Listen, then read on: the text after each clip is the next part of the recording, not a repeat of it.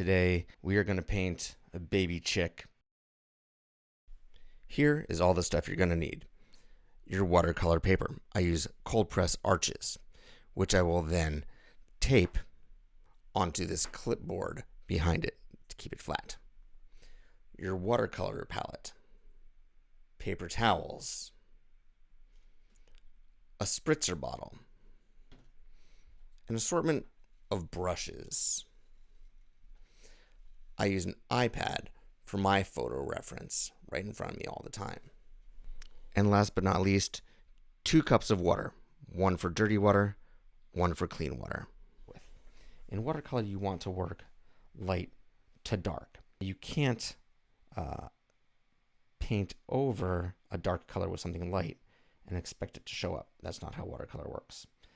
So we take our really diluted yellow and we're just going to start filling in the entire body of this chick. But Ken, those little chicky legs aren't yellow. No, they're not.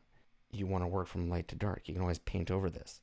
And using yellow as a base color here is going to give your ultimate painting a bit more of a dynamic range of color. I want to pull in a little bit of greens around the eyes, which may seem unintuitive, but I'm doing it. So I'm taking this. This is a viridian, actually. It's like a bluish green. And again, I really don't want to overdo it. I want this to be almost like dirty water green. So really thin, dabbing it off, not much on the brush.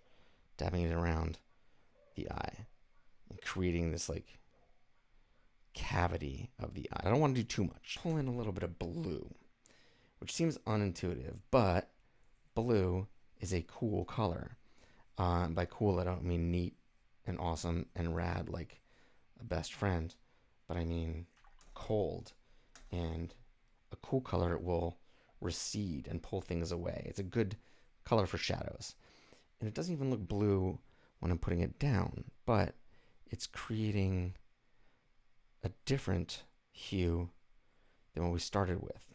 By glazing and layering, we're creating different values and different shadows here. In the beginning, we just created areas of color, and now since we're working on dry, we can do a bit of wet on dry, but I do like a bit of a modified wet on dry. I paint with the sharp edges, then I tend to blend them out unless I want a really sharp line. So I'm using my pencil marks from the beginning as guidelines. And at certain points I am really coloring by number, just filling in the blank areas. Outlining a little bit where I've created patterns in the first bit of this. And then filling them in, going back and forth between my blue and my gray to create a depth of shadows in there. It's going to be one of my favorite parts, doing the background.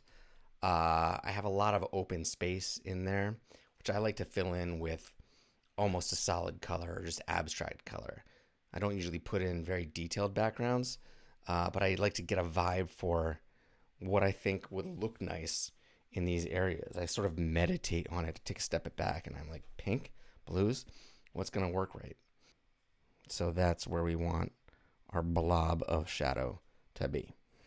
My table is now flat, and that's going to change how these colors blend up here. So not creating black lines, but creating variations of the colors beneath. Let's create those accents. When these things dry, they create these textures. Some people call them cauliflowers. Some people don't like them.